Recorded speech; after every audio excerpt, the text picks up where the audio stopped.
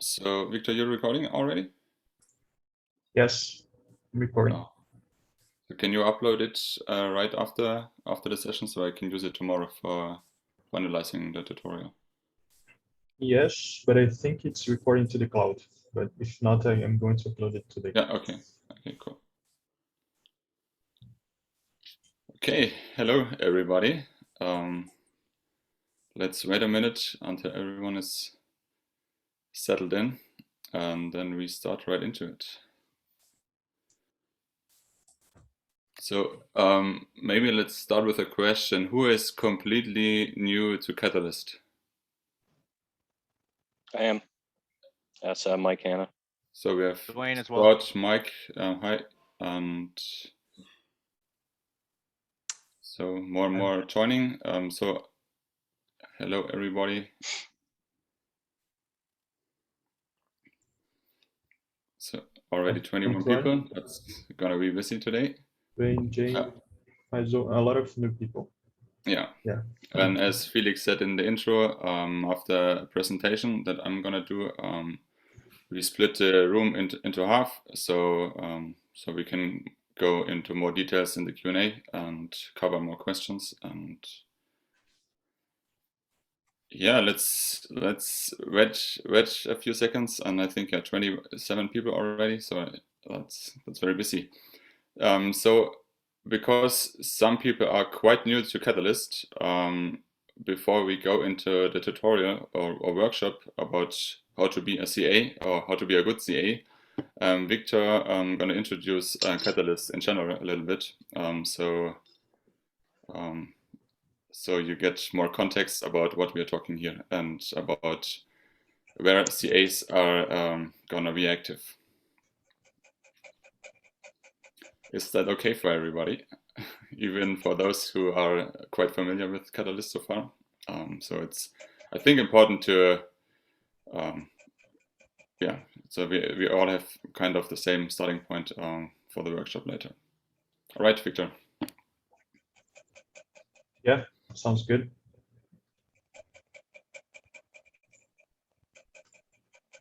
Yeah, right, Stephen, how to be an excellent CA. That's the goal. Yeah, we come to that back later.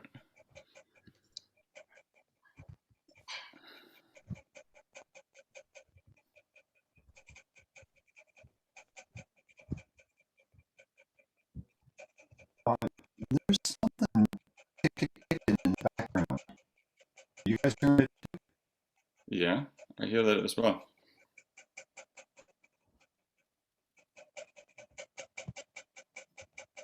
Did we get another cat in here? It's always the cat's fault. Everyone is muted.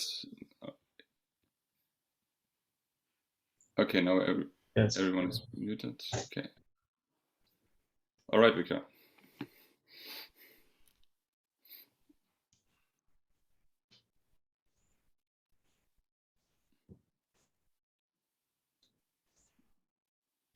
So should we start? Yep. That's cool. I'm going to share my screen. Yeah, we're waiting for you. Please let me know when you can see it. It's loading.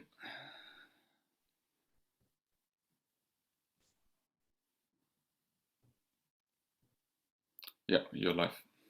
Okay. So welcome everyone. This is the Community Advisor Workshop, but since there's many people that are quite new to Catalyst, we are going to have a very short introduction to Catalyst, so you know some definitions, some names that are important in your role as a community advisor.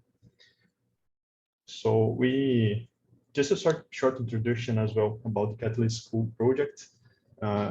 We are a new project. This is the first time that we are having this kind of workshops now in Fund 6. And our goal is to help and support and introduce people to the different roles inside Catalyst. The main roles, which are the proposer, the community advisor, and the veteran community advisor. This may change with time, since Catalyst is evolving, the Catalyst School is going to evolve as well. But currently, this is our main curriculum, I would say. And we have some live sessions and workshops like this one. We are also going to have some one-to-one and group support in different languages. We have, I think, 10 different languages today. You can check our Discord group to see all the languages that we can provide support. We are also developing a website with educational content about Catalyst, on how to be a proposer, how to be a CA and a VCA, and also some other related workshops like open source workshops, documentation, workshops about step-by-step on how to create a really good proposal, for example. And this is our schedule for Fund 6. We already had several sessions, several introductions to Catalyst sessions, for example, proposing in Catalyst. We already had some sessions about how to be a community advisor. I think this is the third one. We had one last Wednesday in the after town hall, one in the Eastern town hall last Thursday, and this one today. And we are going to have another one in the next after town hall next Wednesday. And after that, how to be a veteran community advisor, which is, I think it's not for most people here because it's like the second step. If you are a CA in one fund, then you can also be a CA in the next fund. But we are getting to more details about this later. And this is what is Catalyst is kind of an open question. We can have many different answers for this. People see Catalyst in different ways. And the real thing is that we don't have a definite answer because it's quite open. But for example, what Charles said, it's like a giant decentralized VC fund in the sky that provides millions of dollars to projects that will help grow the Cardano ecosystem. So the heart of Catalyst is funding proposals that are within the Cardano ecosystem, and they are using or supporting the ecosystem somehow. And currently, these funds, they occur in cycles of 12 weeks, approximately, or 3 months, and they are growing in size. We had, I think, fund at the beginning of the year, the size of the fund was $250,000 distributed to proposals, then 500,000, then 1 million, 2 million, and now we are at $4 million distributed. And the next one is going to be 8, the other one 16, and I think this is the maximum, at least for the short term. This might change in the future, but every 3 months, approximately $16 million are going to be distributed to fund proposals. And this money in each fund, it is allocated in challenges, which are basically like focused.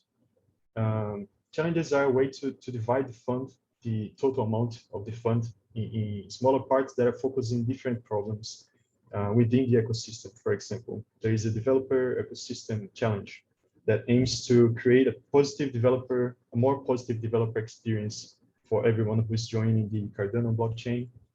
There's another challenge for dApps and integration, people who are creating dApps already using the Cardano blockchain. There is a challenge specific to reach out to more proposers to bring more people to Catalyst. And another one, which is Catalyst value onboarding, on how to increase the impact of everyone participating in Catalyst, like community advisors, voters, proposers, proposal mentors, and every community member, basically. And these are just 4 examples, but now in Fund 6, there are 19 different challenges. And as a CA, it is important to know each one of them because this information is very important when you are assessing a proposal. Dominik is going to talk more about that, but one of the things that we are going to assess is the alignment between the proposal and the challenge. So, for example, now in Fund 6, we've got $4 million, and they are divided in 19 different challenges, not equally. There is a challenge, for example, with over $1 million, which is developer ecosystem, and there are some smaller challenges with 100,000, 75,000, 50,000, and this is chosen by the community from fund to fund. And as I mentioned, the main players in Catalyst are the proposers, people who propose their projects and ideas, the CAs and VCAs who participate in the process of assessing these proposals and reviewing the assessments, proposal mentors who are community members who understand about Catalyst or about business in general, and then they want to support proposers. The voters, obviously people, everyone who holds ADA, currently at least 500 ADA, and they can participate in the voting process and help to define the future of Catalyst and Cardano. And the referrer, which is basically someone who indicates someone to propose in Catalyst. So the referrers, they receive rewards as well for this if their referee is funded. Yes, Brett? Hi guys, good morning. Just a quick question. I don't hold 500 ADA. Can I be a community advisor still? Yes. This minimum requirement is just for being a voter, not a CA. You don't need anything to be a CA. Okay, thank you. And now, starting Fund 6, same person, same community member can be a proposer and a CA, but not in the same challenge, because there is some conflict of interest there. So if you are a proposer, you can also be a CA, and if you want to continue being a CA, you can be a proposer as well the next fund, as long as you don't act in the two different roles in the same challenge. And in each cycle of Catalyst, we have some different phases. These are the main ones. The first one is insight sharing, where the community talk about the problems that they see or the solutions that they might have to these problems. It's like a collective brainstorm for a week before the proposers submit their proposals in IDScale, which is the platform that we use to submit the proposals and assess them as well. Then we have the proposal submission week, first week when all proposers have to submit their ideas there.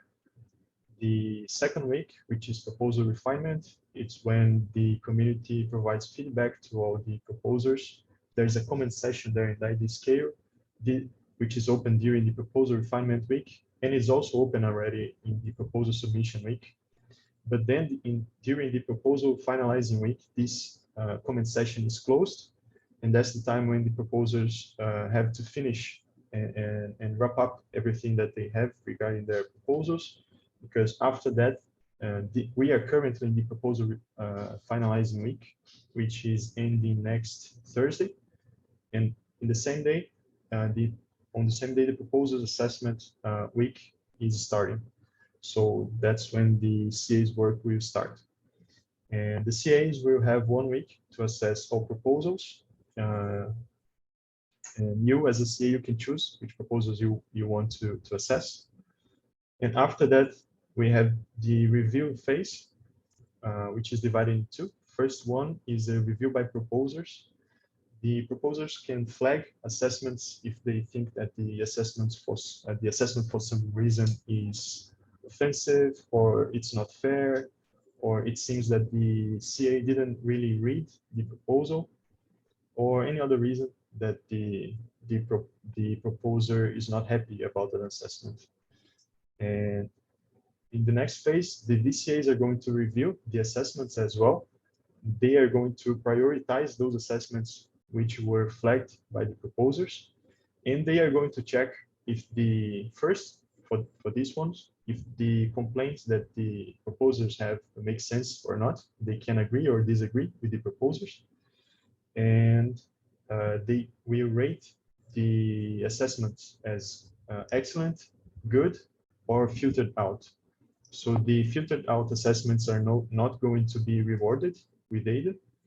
The good ones are going to be, and the excellent ones as well, but 3 times more than the good ones. So this is also a new system, a new rewarding system that is going to be implemented for the first time during Fund 6. And the main change is to incentivize high quality assessments by the CAs. So it's really important that you learn how to make good assessments, and especially excellent assessments, to be rewarded, to maximize your rewards. And after that, the last phase is the community voting phase, in which all ADA holders, as I mentioned, the ones that have more than 500 ADA, they are going to vote, and they can vote against or in favor of all the proposals. So they don't have to like spend their voting power in just one. They can vote for everyone in favor or against them. And that's it for introduction. After now, Dominik is going to present some more details about the CA's work properly. Right. Yeah. Thanks, Victor, for the introduction. And I think, yeah, for some of you, that was really helpful. So yeah, let's get into the real stuff for CAs. All right. So maybe for those who don't know me, I start to introduce myself. So my name is Dominik. I'm here in Catalyst since the beginning of the year. So I've been CA and also a B proposer, and this tutorial, so the effort I took into that is part of a successful proposal in Fund 5. Yeah, and very happy to share my experience with you, so you have the chance to be a good CA from the beginning, or an excellent CA. So before I start, I want to point out a few things, and especially that there, or let's share the slides in the, Victor already did it, okay. So this tutorial does not replace the official Community Advisor Assessment Guide. So it's linked there.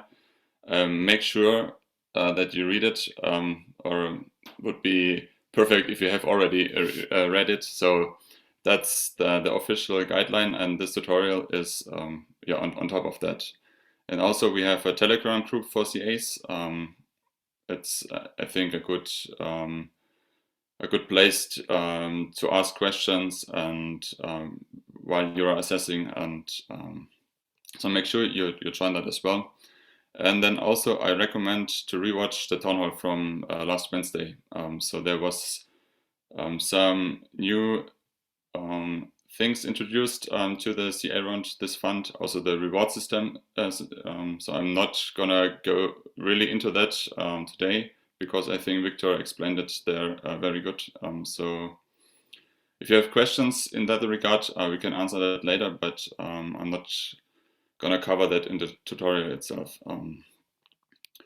All right, so let's get into it. What is the goal for today? So this tutorial should accelerate your learning curve in writing excellent assessments. For those of you who have been CA so far, I think that's one of the first things that you notice, that while you're assessing, of course, you get better. So, and when I was CA in Fund 4 the first time, I would have been very happy to have like a tutorial or something, a place to ask questions. So yeah, I hope I can help you with that.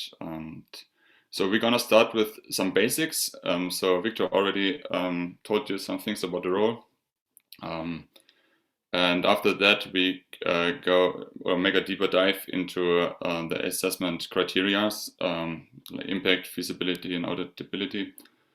And yeah, let's get started. I'm gonna go quickly through the first slides because it's kind of what Victor has covered so far. By assessing proposals, it's basically two things that you're doing. First of all, you give guidance to the voters, so they see the score in the voting app, and also in the voter tool they see directly the comments you made about the proposal. And the second important thing that you're doing with your assessment, you give feedback to the proposer. So it's very important to have that in mind while you're assessing. And yeah, if you haven't signed up, you have it's the registration is open until next Wednesday. So the link is on the slide as well. So next one. So the assessment process. I want to point out two things here in this slide. And first of all, what you're doing is you give a score and a rationale for each assessment criteria. And so it's, well, you give a score, but it's mainly about your rationale. And it's, if you don't give a rationale, just score it, it's gonna be deleted anyway. But I think it's very clear that, very important that that you give your rationale for your score. And the second thing that I want to point out is the score meaning. And each of the 3 assessment criteria has a guiding question. And by giving a score, you answer the question. And here I have it for the first criteria, impact. So if you give 5 stars, you say, I strongly agree that this proposal effectively addresses the challenge. And if you only give 3 stars, that already means that you don't find evidence that this proposal addresses the challenge effectively. But it's also not completely wrong. But if a proposal has an average score of 3, usually it doesn't get funded. So so it's very important to have this score meaning in mind while giving the scores. And now we come, I think, to the first really important part here, and that's the characteristics of an excellent assessment. And this is kind of new in Fund 6. So your assessment will be categorized as excellent, good, or everything that is below will be filtered out. So again, read the guidelines and rewatch the town hall of last Wednesday, where it is very good explained. I only explain here the characteristics of an excellent assessment because I think that's our goal.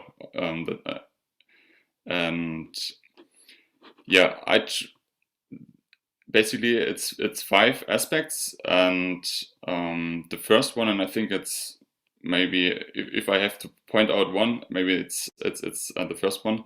So your rationale has to support your scoring. So we need you have to provide a clear justification why you give that score. And why is it important? Because when you take a look at proposals or assessments in Fund 5 or Fund 4, you often see that CAs write kind of, this is a good proposal or this is a bad proposal. But what we want to know is why it is good or why it is bad. So it's a very important point that you justify and clarify how you came to the specific score you give. And the second one is it's about your ability to assess, and we ask you to be fair with your ability, and especially if special knowledge or experience is required, like technical experience or like marketing business experience. So in addition to the why, we also want to know, how did you came to your justification? So is your opinion based on your knowledge and experience, or is it more subjective? So make it clear so everyone understands how you came to your score. And the third point is it should be very clear for the readers that you understood the proposal and the challenge. And how can you show this? For example, if you compare aspects of the proposal with the challenge setting.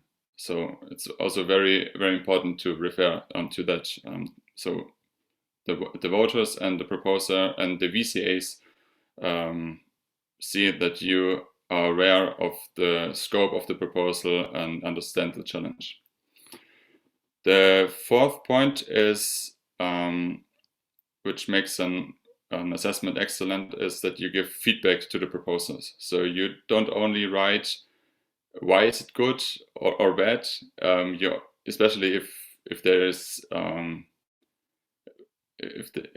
if something can improve, you give that feedback, the positive feedback loop, and so kind of a coaching for the proposer, so he or she can improve the proposal for the next fund. So we also want to see that. And the last point is about auditability for the community. So we ask you for your opinion about either you agree or disagree that the plan that is provided, the budget that is explained, offer value for the money, and that the plan and budget is appropriate to deliver the project's intentions.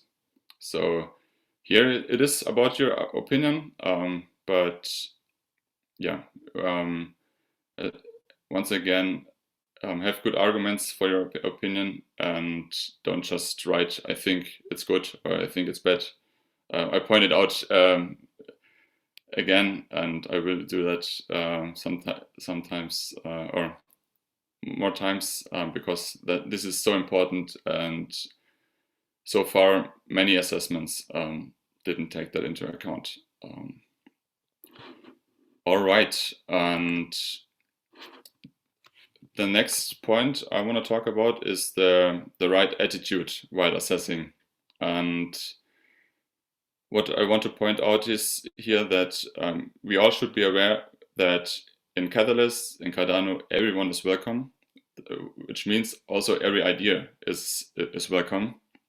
So this should be reflected in the assessment. So it's very easy to become negative when you disagree with the standpoint of a proposer, so make sure you're always respectful, and a great idea, poorly communicated, results in a poor proposal. But maybe there's a good idea hidden, and by giving feedback, you help them to improve. And I think that should be your attitude. And also, before making assumptions, try to get clarity. Even in the assessment phase, you have the opportunity to contact the proposer. Well, at that point, the proposal should be very clear, but before making assumptions, it's always good to be clear. And then some general advice before we go into the 3 assessment criteria. Take your time. Why do I say that? Because we have kind of, I don't know, 800 proposals, so you don't have to assess each of them, and focus on a few good or let's say excellent, use the right wording, excellent reviews rather than a few good or bad ones. So take your time, and some proposals need 30 minutes or more to understand the scope of it. Some maybe less, but don't rush through them, because you're taking the risk that you not get rewarded because your assessment is not categorized as good or excellent. So take your time. Less might be more in that case.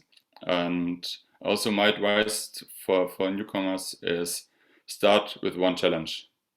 So we have 18 challenges, I think, in Fund 6. So it's very important to start with reading the challenge. So start with one challenge, read it and understand it. That's 2 different aspects: read it and understand it, and then go through the proposal in the challenge. And that will help you to get a good feeling about the quality of the proposals in that challenge as well. So if you stick to one challenge in the beginning, that's might also be a good way to learn and to be kind of effective. And then we have some tools that are created by the community. The one is the CA tool. I hope, Victor, is there a video or something about that? For the tools, Yeah.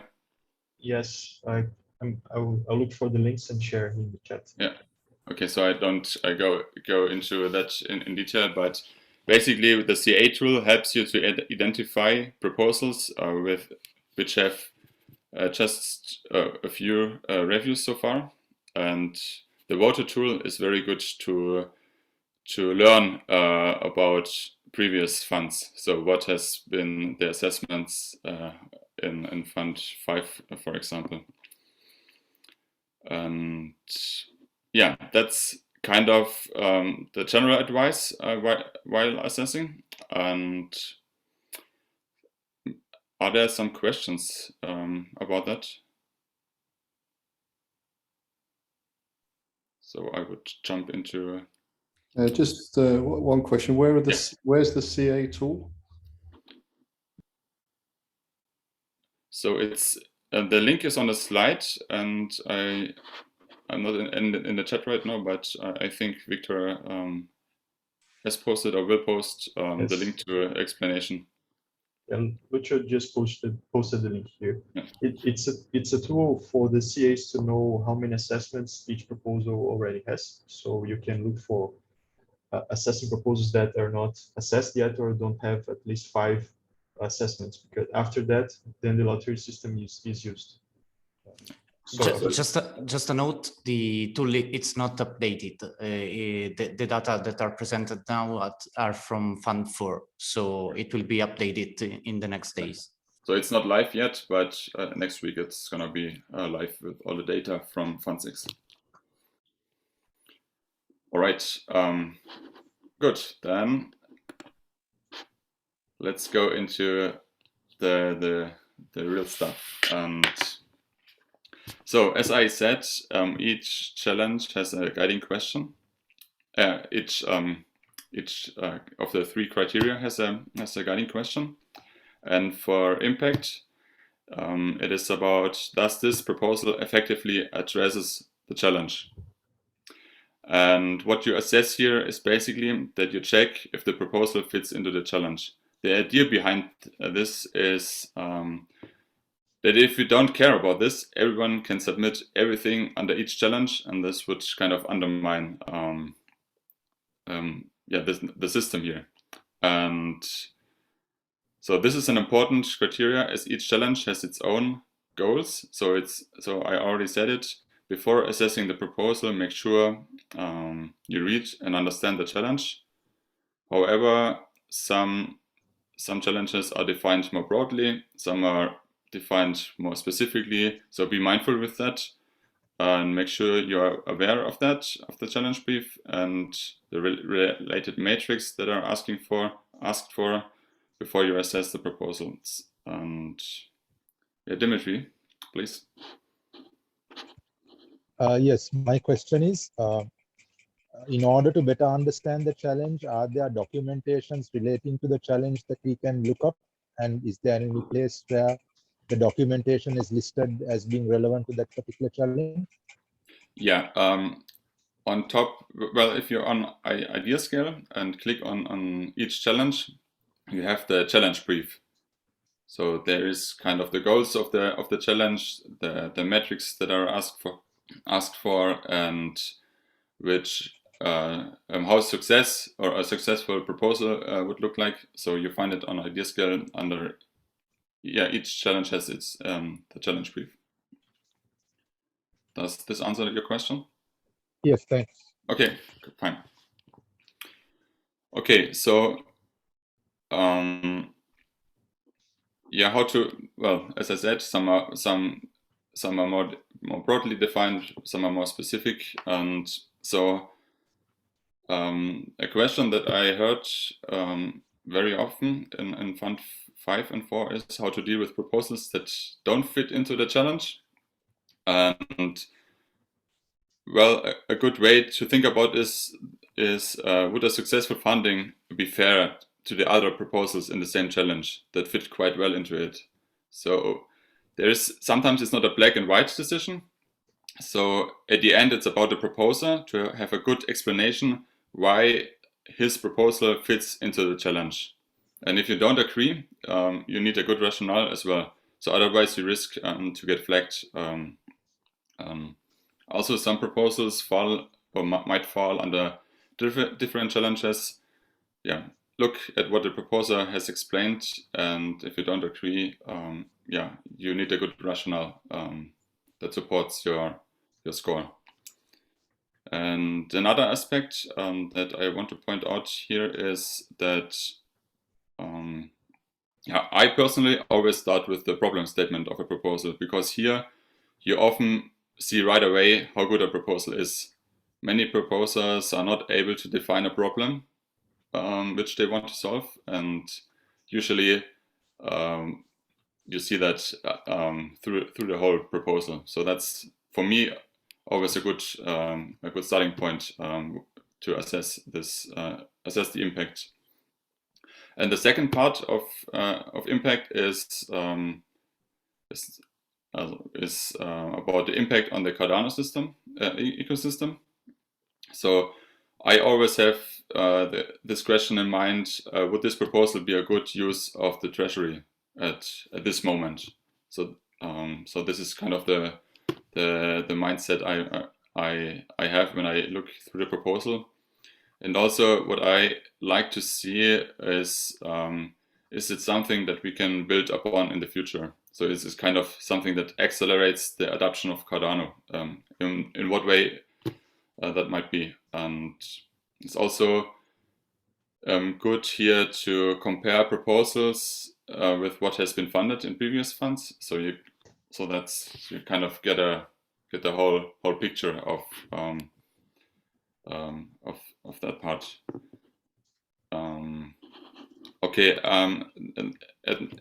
at the next step, I want to give you 2 short examples. And the first one is the water tool that we have already mentioned.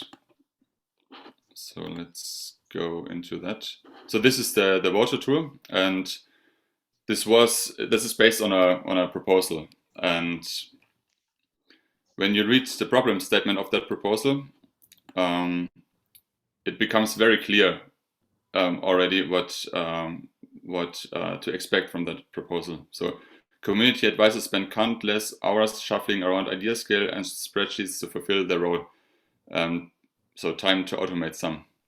And if you go into the proposal itself, you have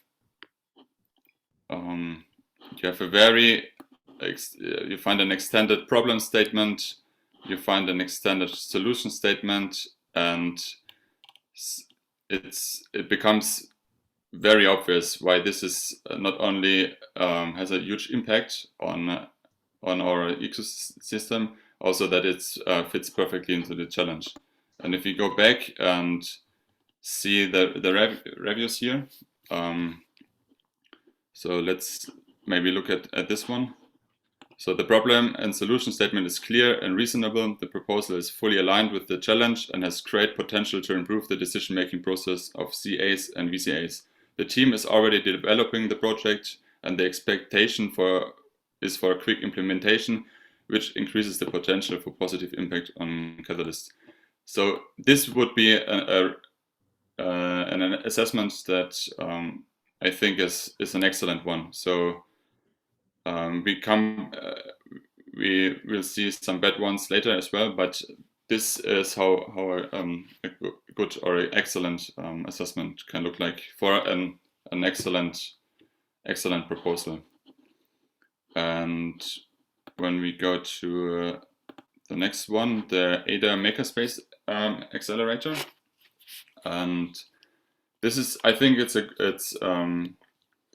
good example of a good idea, but not many details are provided in the proposal, and it already starts when we go into the proposal here. So this is more or less everything. So, and when we go to the voter tool and see the assessments, so that's very interesting. We have this one. This says it's not clear. It meets the challenge. This seems like it should be in a proposal outreach fund. So first of all, it only states that it's not clear, but it's kind of what I miss is why it doesn't meet the challenge. And also it seems like it's an assumption, but it's not like a good argument. And so this, I think, is assessment that would be filtered out in Fund 6. And the next one only says a really good initiative that will contribute to the Cardano ecosystem as well. There's no why. There is so it gives 5 stars, but it's kind of it's not. I would expect that comment or that assessment to be filtered out. And looking at this one, it says the proposed accelerator program addressed a challenge that could result in enriching and expanding Cardano ecosystem as a whole. The initiative has merit, but it failed to see how it directly relates to the developer ecosystem. So that's the challenge. It could be that some of the projects selected in the accelerator would address this challenge, but no direct mention of this proposal. This is made in the proposal. So this is again an assessment that I think meets most criteria of an excellent assessment. So yeah, I think that's when you want to go deeper into that. I think, as I said, it definitely makes sense going through the water tool and just get a feeling of what has been done so far. All right. Is there or are there some questions related to that, to impact? Yeah, the size of the assessment is that kind of short sentence, or should be more fully developed? Oh, I definitely recommend to do it longer. So those examples that I showed are kind of the minimum. So the more you can justify your score, the better it is. And also those examples I have shown, they are not really there's not really a feedback loop, for example, and also the proposer doesn't state his ability to assess. So there's definitely improvement. It could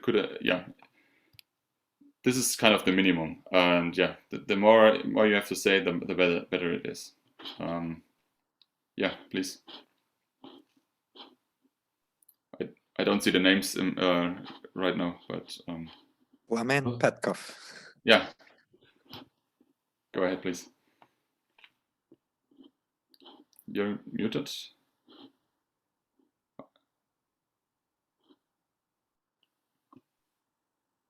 Can't hear you, Planet. Muted or not, doesn't hear anything yet.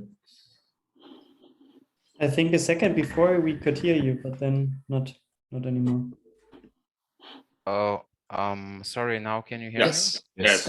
Okay, sorry. So I'm sorry to disagree, but I don't think these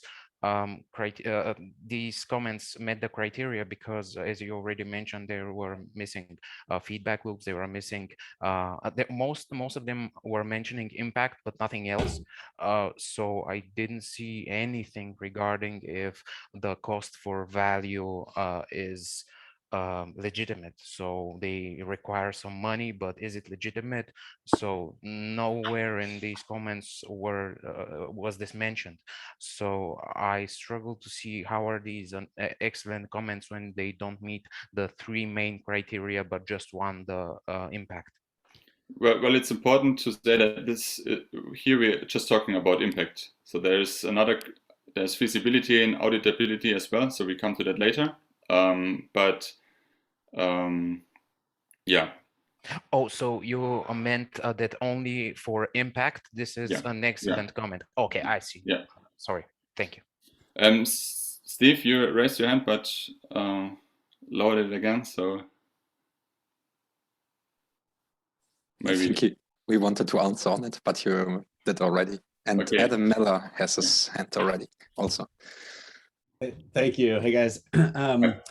What is the difference between the two websites from a CA's perspective? It looks like the CA feedback is on the voter tool, whereas just open-ended comments are on the other tool. But just clarify that real quick.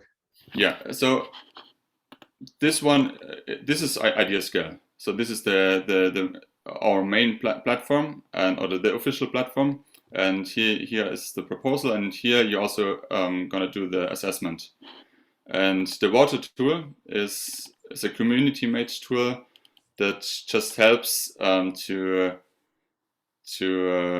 make your work easier, and also to make it much more easier for voters to make their decisions. So it's kind of a supporting tool. Yeah. So can you see the CA activity on IdeaScale also? Use well, not you. Well, sorry. What you see in IdeaScale, you can comment, but the official assessments are not visible, as far as I know. Only the count how many people has assessed the proposal is visible. Even that is not visible anymore. That was in Fund 4, but in Fund 5 already, you only can see it on the CA tool. Okay. Yeah. So one thing you have to know, normally the community advisor role and activity is anonym. Normally the idea of a community advisor is nobody knows that you're a community advisor. Nobody knows which assessments you have made. It's not completely true because IRG knows it. So, but yes, the proposer, but not the proposer and other CAs, yeah. So it's yeah, Lucio, please. Just one clarification. Yeah. The assessments that you are seeing in the voter tool are published after the assessment stage. So basically, when we'll start the governance stage, and this is a tool for the voters, the assessments that are collected in the assess stage will be published in this tool. So basically, for the next week, you will have to use only the CA tool, and this voter tool can be helpful to see some examples of the previous funds. Right. Thank you, Lucio. And yeah, one last question, then we move forward. So it's Dwayne, I think. Yeah, hi. Can you provide an example of an ability to assess that you're looking for? It seems hard to how you do that without talking too much about yourself in a short sort of paragraph. Sorry, I don't really understand the question. So you're asking, one of the criteria is your ability to assess as a CA, right? So what skills do I know? What knowledge do I have? And what should I be writing in there is really what I'm trying to understand. What are you looking for to meet that criteria in a excellent answer? So you're referring to this slide here, right? Yes, the ability to assess. What are you looking for in that? Well, for example, if there is it's about an application that should be is going to developed, then you can kind of write, yeah, I have development skills or experience, or if for a marketing proposal, I have experience in marketing, and so you can just say something like so that your comment or your assessment is related to your knowledge, your experience. So I think that's already fine. You say, Dominic, that the more specific the reference is to your experience, the better. So if it's like a specific programming language, then you say, I have experience of this programming language, and then you can cite specifically how you're applying your experience to the review. Yeah. The assessment. Yeah. Okay. Philip, and yeah, I think then we should move forward. So otherwise it becomes too. Yeah, I just wanted to comment shortly about this ability to assess. I think it's a little bit of a, tricky way of how you formulate your assessment in a knowledgeable way so that it's visible from your sentence or two that you know what you're talking about. If it's a highly technical deal, then, have highly technical feedback. If it's a marketing deal, keep in mind that veteran CAs will read that and try to get the idea of how well you know the subject. So that's kind of the idea. It's not simple, but try to think of it like, let me write something that people understand that I know what I'm talking about. And also to the comment before, that was not a requirement for Fund 5 or Fund 4. Or it wasn't specifically asked to do so. So you don't find that in assessments from Fund 5. All right. Then let's move forward and go to. Yeah, now we're there. The next one, feasibility. So the guiding question here is it likely that this proposal will be implemented successful? So the question is, what aspects of the proposal make it more likely to have a successful implementation? And the first thing for me is always the team. So have they done something similar before? Then it's likely that they can repeat it. So for that, the proposers should provide some links, some references, and also find some proof of life. I think that's always a good sign if you have a very have an active GitHub, for example, or those guys are active in the community. And so I think for me that's always or they have already started with that. So that's for me always a good sign that the team is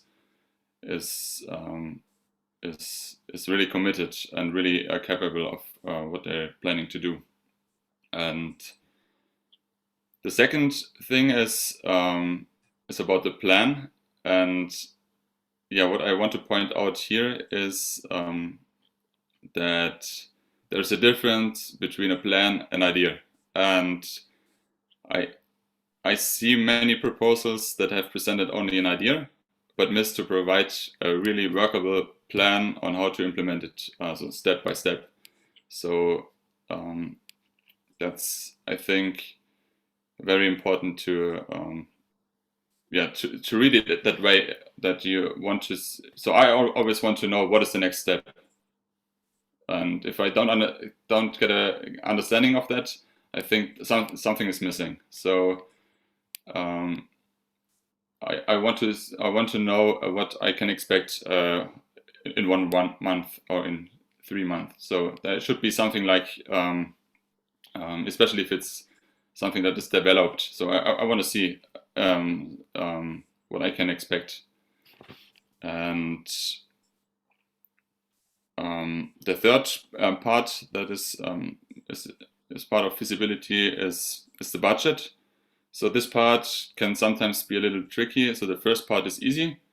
So can you understand where the money goes? So are there details? Do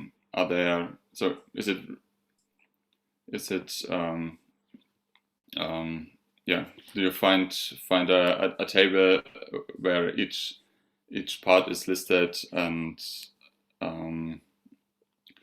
but the second part of that is kind of, is the budget reasonable? It's maybe not always easy. So what I do is I try to compare it to similar proposals sometimes, and especially if I have no experience about how many hours does it require, or how many dollars they want to have for 1 hour. So this is kind of so what I like to see is that the proposer kind of explains the budget a little bit. So it's not kind of, okay, we need 40K and 20K is for developers, that they need kind of 100 hours or what. It's so if they kind of explain why it's 100 hours, why it's this salary or what. So it's kind of so that I don't have to guess or make assumptions, and yeah, so should be easy to understand. And also, I think it's important here to consider that so we are a global community, so price and salary expectations could vary broadly. So it's of course the average salary of for a developer in the US is probably different from someone in Eastern Europe. So it's not a negative point that someone asks for more. I think it's always about the whole the whole scope of the proposal. So if it's yeah, and let's look at some examples, and I think this one it's also about a project or a community community site, and I think it's a very good proposal. When we go into the proposal, we and look for aspects of feasibility where you can find the roadmap. You also find a link where you find more detail. You find development steps. You have a lot information about the team. The team is also has showed up in different in after town halls, so it was you were able to be in contact with them. The budget breakdown is reasonable, and yeah, I don't want to go too much into it, but if we look at some assessments, let's see which one.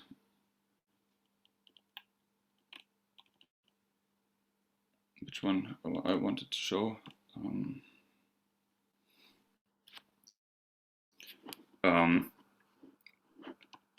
Let's look into this one. So basically, the funny thing is here, it's a good proposal, but if you compare the assessments with the criteria from Fund 6, it's kind of none of them would be rated as excellent. So here we have the team is highly qualified and the plan is well laid out. Since they're already working on it, I see no problem with being implemented successfully. But it's kind of, I think we want to see more details here. I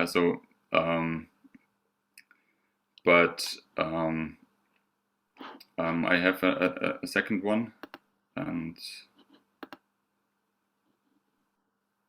yeah, it's YaySwap, and here it already starts with the problem statement. So token holders wants to be able to trade their tokens and easily earn from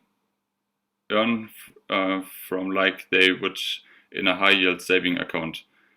So for a problem statement, something is missing here. So it already feels like or sounds like a solution statement, but and then if you go into it, you find you find that many things are missing. For example, let me check it. so looking at the funding, so we just have the number, but no details are provided. You don't find information about the team, and you don't find a step-by-step plan. And if you look into the assessments,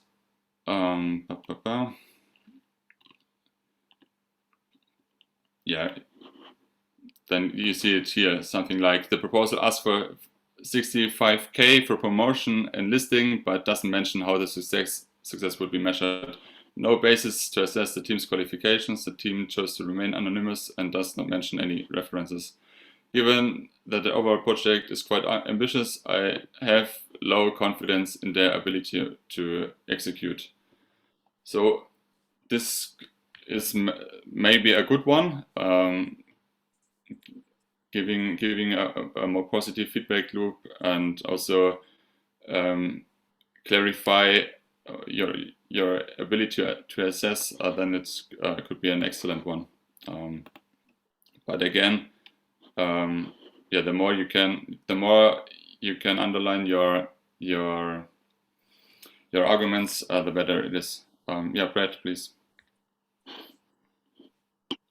Hey, just real quick, I'm noticing when you go to the examples of either the assessments or the ability to assess or the impact, you're using the Catalyst voter tool to show the examples.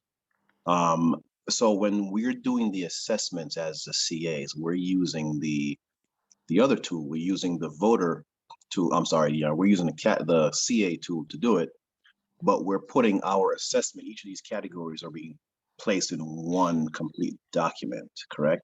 So this is a breakdown of the ability to perform to implement the task based on the challenge. But you're showing it from the voter aspect. So I see 3 stars and the 2 stars and the 1 star. When I'm doing the assessment, I'm not going to be doing it based on the voter tool, though. I'll be doing it based on the CA tool, correct? Yeah, right. As I pointed out, I use the voter tool because there it's very clear listed. The assessments of the previous fund are very clear listed. So it's just helpful to show you examples. But the assessments are taking place in IdeaScale, and you using the CA tool that shows you which assessment or which proposal has few assessments. Okay, thank you. Yeah. In addition, you do put stars on the assessments. So because for the voters, you show them, like voters see them, and you are doing the ranking and then assessment, and all of that is in IdeaScale, right? Right now, we use the voter tool just to demonstrate what people have written so far in previous fund. Yeah, Adam, please. Thanks, Thibaut. Thanks. I'm looking at a number of examples in Fund 6 in IdeaScale. It looks like a big challenge is verifying that the person really is who they say they are and they really have the experience that they say they do. And at the end of the day, it looks like if someone really wanted to, they could just lie, right? Say, I'm this development company, here's my website, here's my plan. And then at the end of the day, maybe there's not a lot you can do about it, but it does seem like part of our job is to really try to dig into like whatever links they give, whoever they say they are, make sure it looks like a trustworthy, capable person or organization. Don't just trust when they say, I have a development team of 20 engineers, who are part of the Cardano development program. That's probably not enough, right? You want to see some kind of evidence. Exactly. Yeah. Well said. That's your task. And there's another layer to because the funds are not distributed all at once. So there's for the community or the treasury, there's a mechanism to prevent something like that. But you as a CA, you do what you can, and if it's not there might be some cases where it's hard and or not very clear, but then of course you can state that in the assessment as well and take that into account. So that's your job. Thank you. All right, then let's move into the last one, auditability. And the guiding question here is: does this proposal provide sufficient information to assess its progress and its success as well? And first, before we think about auditing, we have to be able to identify exactly what the proposal team wants to deliver. So this has to be clear. If you don't find that, then of course we don't have to talk about metrics or whatever. So the deliverables have to be clear, and there should be a clear roadmap. So what has been done in what time frame, and I think that's clear. And the second part that I think it's very important is I call it transparency. So how can we, the community, see what the proposal team is doing? So is there a GitHub? Is there a website? Are there some ways to track it? And a good proposal provides that and helps the community to audit their doings. And then when we have that, then it comes to KPIs and metrics. And I like to say that using the word adequate KPIs, because sometimes proposals show some ignorance on that point. I remember one proposal in Fund 4 that said that he wants to send out like I don't know, 1,000 emails a day. That's a deliverable, but it's not a KPI. And a KPI might be the response rate. So don't just look at KPIs and say, okay, there are KPIs and do a check mark. Have a closer look at that. Do they make sense? Are they real? Is it a real KPI? Does it really measure the performance? Have a closer look at that. And the last point here, and to be honest, many proposals don't have that. So talking about risks and challenges. So how to react? How does the proposal react to unexpected things, or if there are problems, or are they aware of problems that might occur?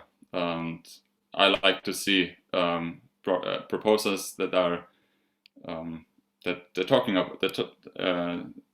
about it, and not just say, we do that. Also, what problems might occur and how they could be solved or avoided. So that's the fourth point that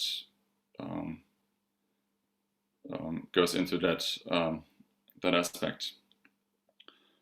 And then I show you some last examples, and then we are already done. Let me see which one.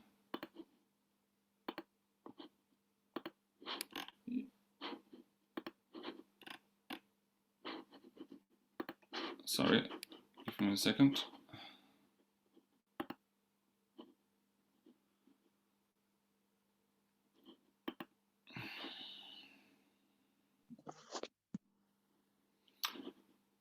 That's about a private ledger, and to be honest, this is one of the best proposals I have seen so far. And when we go into the proposal, sorry, it takes a few seconds. So it's a very, very long proposal, and I don't go too much in detail here, but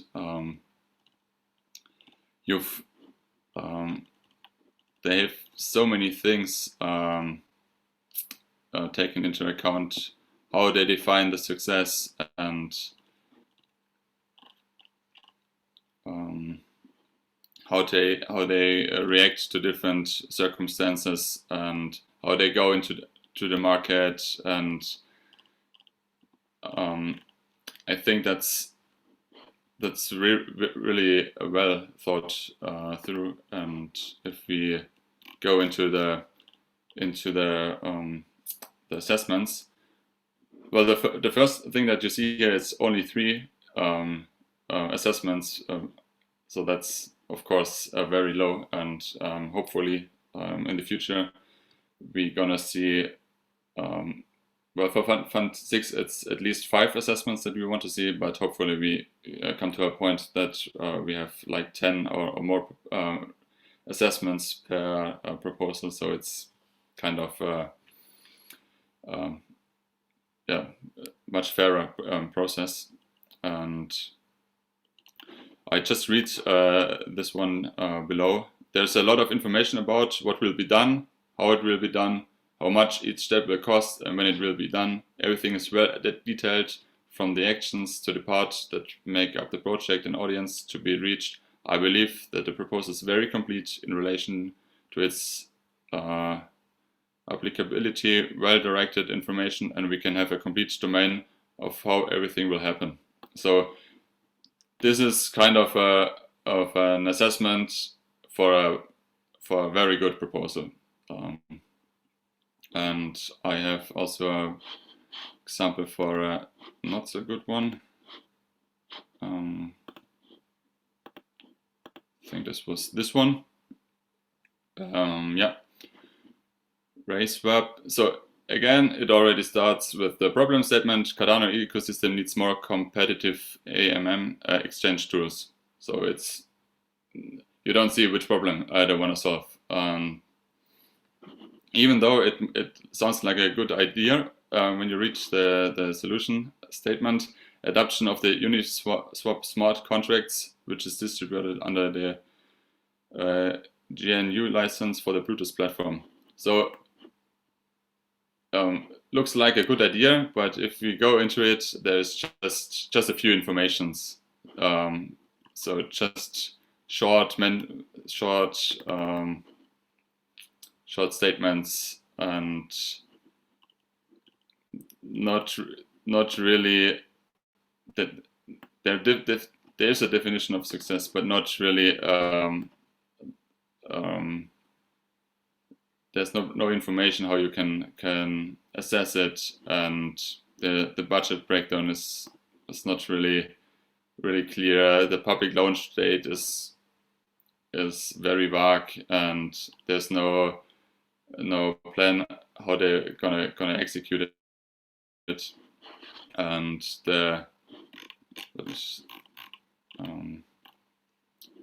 and yeah, this is also a good assessment about that. So there's no definition of the problem to be solved. There is information that indicates how the proposal will address the challenge and promote improvements for Cardano. As I said, the budget breakdown, the timeline defined is defined. Well, actually, when I read through it again, I miss many things. So again, it's very important that you don't just say what you see and think it's good. You need a clear justification about that. And yeah, well, I think that's it for the moment. Are there some questions about the last about auditability? I think I talked for almost 1 hour now, so hopefully you are still there.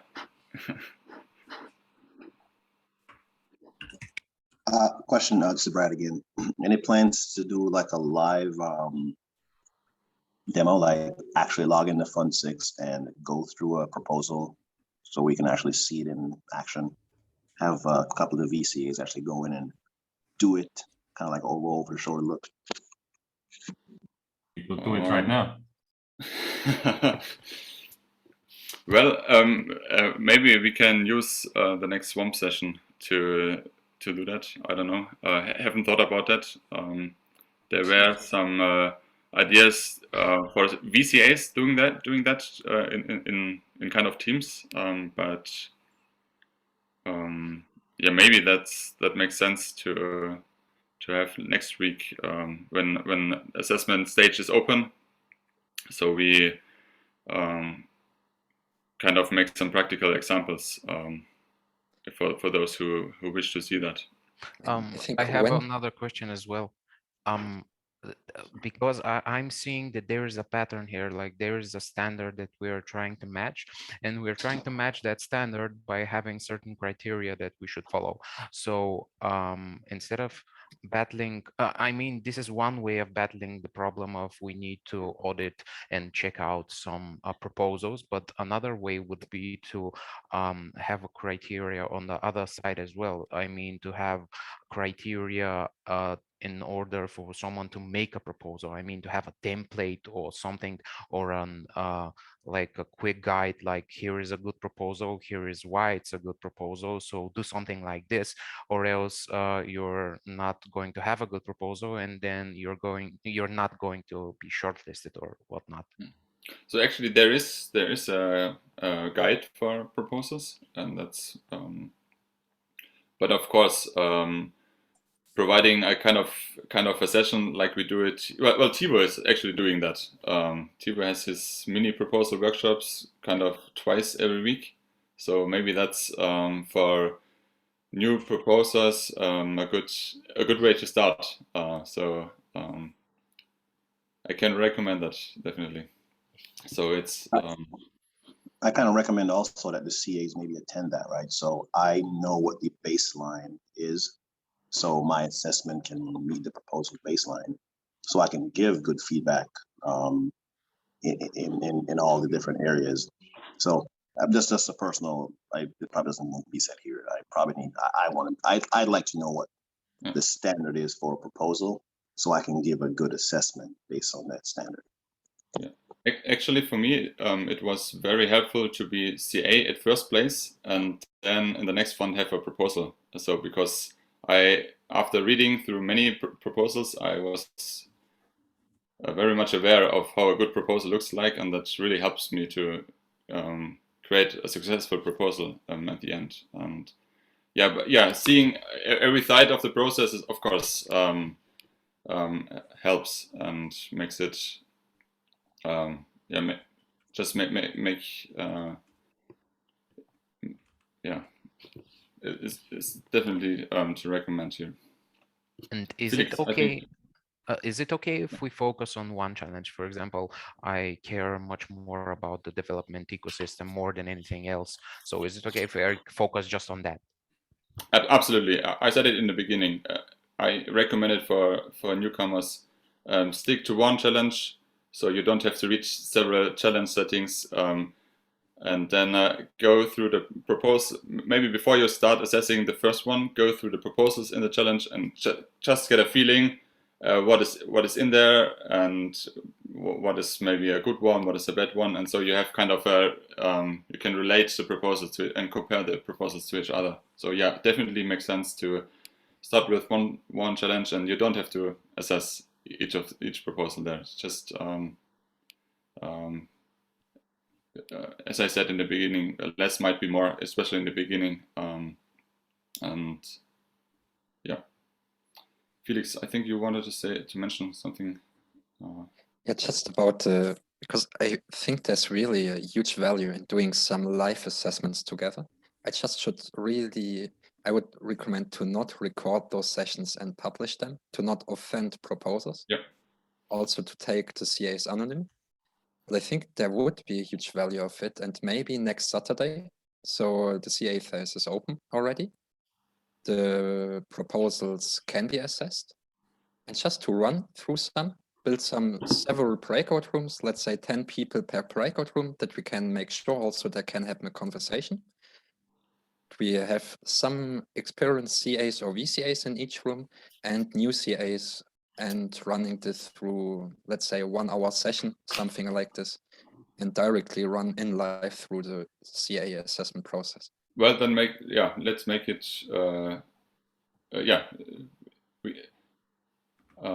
So we do that next week. So we can announce that right now. I am there. Victor, are you there as well?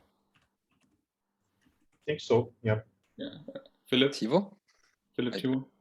Yeah, I am there. I can be there. I just want to warn people when we do this.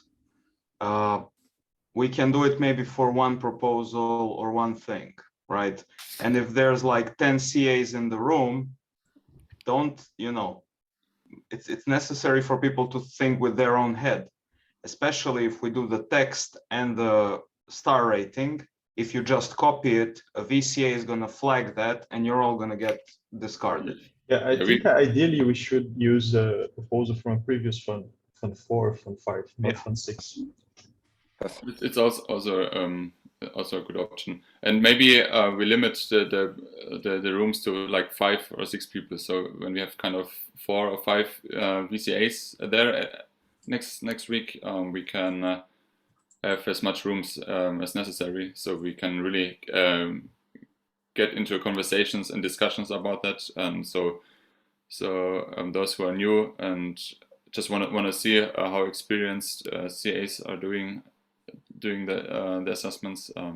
So yeah, I think we're gonna find a good way for next week to do that. So we can already invite you joining that. Robert, please. Can you hear me? Yep. Yeah, and after that, if possible, then after that session, I'd like to see then another session where one of us or some of us, whoever wants to, submits an actual proposal that we do, and you guys take a hacksaw to it. Yeah, so I already sent you to, or I sent it to Tio. So Tio is our is our mini proposal. What is it, Tio? You might say a few words. Yeah, I also linked in the chat one of the overviews, what the mini proposal looks like. However, as I understand, the last week town hall is the last town hall for making this workshop, because then it will be, then there is no need for improving the proposals until again before Fund 7 starts. Maybe I miscommunicated. I didn't mean we would submit a proposal. I meant we would submit an assessment after this Saturday session where we try to do our own good assessment, and you guys as veteran CAs tear it apart. Yeah. That is will happen in Swarm, as I understood. Yeah. So we can do it that way as well, so that we can have a session where or rooms where we do it together, and we can also have kind of a feedback room where you can come with your assessment and I can take a look, or who else, someone else can take a look at it and say if it's good, or if there's something that you can improve. So that's a good point as well. And maybe also just to make a point here, because I see there are some really valid ideas coming up here. And as I would love to give more people the possibility to speak. The presentation is over. We have a second room, especially now Q&A is happening. So I would recommend that the half of the participants, I will move into a second breakout room, so that we just have more speaking time for everyone and moving forward there. And for sure, the outcomes from the 2 breakout rooms will be communicated as well. All right, so fits to everyone? Yeah, that's good. So thanks everyone for listening. I am also interested in feedback. So because I'm going to record the presentation again, so it's going to be available for all the CAs next week. So yeah, happy for every feedback. I just want to mention one thing that I noticed is when you gave examples of good assessments, you had to specify that you were talking only about impact and only about audibility and only about something else, because I misunderstood that and I thought you were actually speaking about good overall assessment and you were speaking about good impact assessment only. Yeah, that's a good point. I'm gonna clarify that in the next recording. Yeah, thank you. Other than that, thank you for the presentation. It was really helpful for me. Cool. Yeah, that's. I hope that I really can help you, and having a very fast learning curve in writing excellent assessments, and so we all, Catalyst needs that. We need really many good assessments, and yeah, happy to help you. Okay. One last thing for you guys, as this was the very first CA workshop from the Catalyst School, and we really need to drive this forward with you together. So I will drop just a short feedback. Oh no, this is the wrong link. Fuck off. A short feedback form, and please take some time. Just fill out the feedback form and let us know what we can improve, and to make sure that further workshops can be improved in their quality, because it's just the beginning and we really need your help to make this better for everyone. So there you have the form, and please take, I hope it doesn't requires too much time. If you get some 5, 10, 15 minutes for it, you help us a lot. All right, how do we split the rooms, Felix? So you randomly, I will assign. Okay, so some of you gonna be in a different room right now. Felix. Yes. I just tried clicking one of the questions in the form and it says can't save your changes. Please copy your recent edits, then refresh the page. Is that thing marked read only or something? Okay, I will have a look on it. Okay, just wanted you to know. Cool, perfect, thanks. And I just, before I just assigned some random people into the other room. I'm random. Yes. Okay. 8, 9, 10. We have a bunch of people here. Where are you coming from? This is amazing. 11. We never had a breakout room with that size. I think we never had such a beautiful bunch of nice people coming into.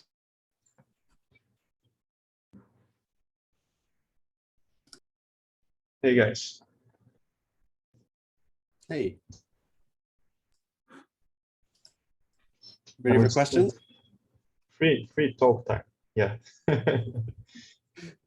I do have a question. One of the things I've been wondering about Catalyst recently, and it applies somewhat to CAs, is how the backend is actually executed in terms of like going from what everyone is saying in the community to actually distributing the money and then like checking up on progress and distributing more money. Is it a DAO in some way where things are automated, or is the treasury controlled by one of the main organizations and they just, execute on the things that we're voting on and stuff like that? Or how does that actually work? Most of these things are controlled by IOG today, but their long-term goal is to create, I don't know, I'm not sure, but probably a DAO or something similar, so the community can run Catalyst and not IOG. So we are on Fund 6 now, and since Fund 1, this process of empowering the community instead of only IOG is slowly growing. So the community is more and more becoming more important and creating rules, creating guidelines to the Catalyst process. But the treasury itself today is controlled by IOG because they do all the backend, they distribute the money, they do the follow-up after the proposals are funded. So they send money every month to the proposers. But in the end, this is going to be done by the community. That's the goal. Victor, can I just, Sure. Everything he said is correct, except the treasury is controlled by 3 entities, by IOG, Emergo, and Cardano Foundation. So we don't actually know, I don't know the mechanism exactly for it, but there needs to be an agreement on distribution of the funds, but the operational part is run by IOG. Yeah, thanks, Phil. That would be, if I can just second that relevance of that question, because the significance of the community advisor role to me seems to hinge directly on its impact on that sort of distribution. If it is a formality, a mere, I'm not going to say meaningless, but in the current mechanism, if it is of inconsequential, and that's an extreme statement. I realize it's not inconsequential, but if it is a very minor consequence in the actual distribution of funds, it would be interesting to know that. And it would be also interesting to know the evolutionary steps that are at play. And I don't know what resources IOG has published on that. Do you have that info? Yes, there is many, depends on how deep you want to go into it. I think just the top I'm view. only aware of the white paper that is on. There is white paper, there are research papers, there is a Okay. treasury research paper, scientific papers about it. But Okay. the voting part is run on this side chain that's just, I think, a couple of nodes run exclusively by IOG. Okay. Eventually is going to become decentralized. These algorithms are improving for rewards, for things like that. So it's going slowly, it's going, it'll take some time. Cool. I'll do my own research. Thank you. I wanted to say regarding this, like why don't community has control already is because we didn't and still don't have smart contracts.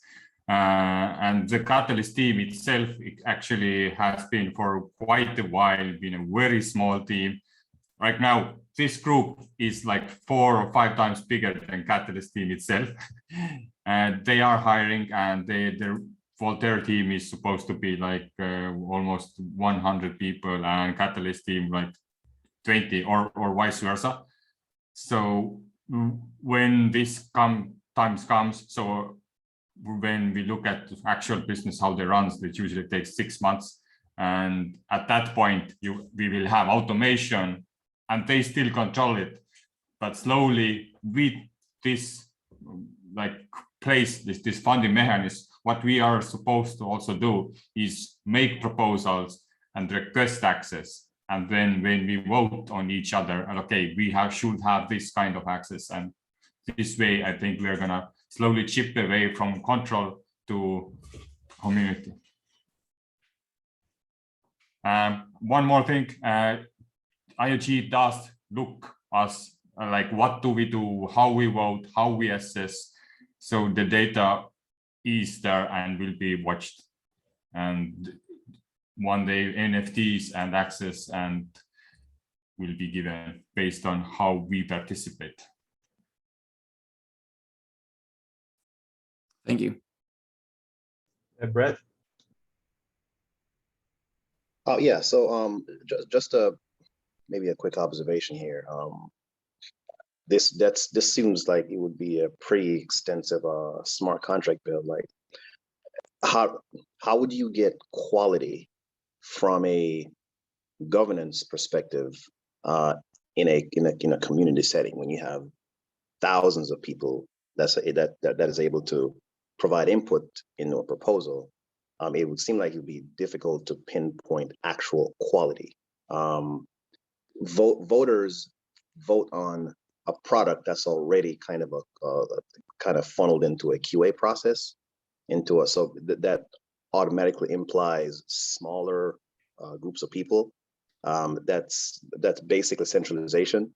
But it seems like that centralization would be necessary to actually weed out the bad actors and the people who are trying to just get a quick buck.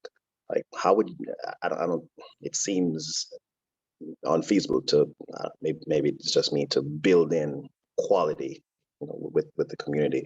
And if we can do it, the smart contract would be pretty extensive to be able to do that, to come out with the same level of quality, even though the voters are voting.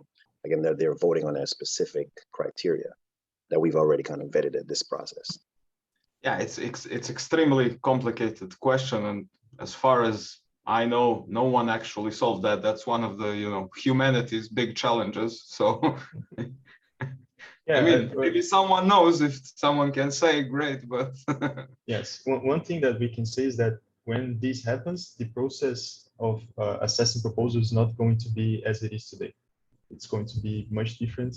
It's going to be more evolved, more complex, probably with more steps, like just filtering out some proposals that don't have any chance of being funded, and then probably some pre-assessments using machine learning, something like that. I'm just guessing here, but I can see that some of these things might happen in the future in order to make it possible, because if we have 10,000 proposals, we probably cannot use the process we are using today.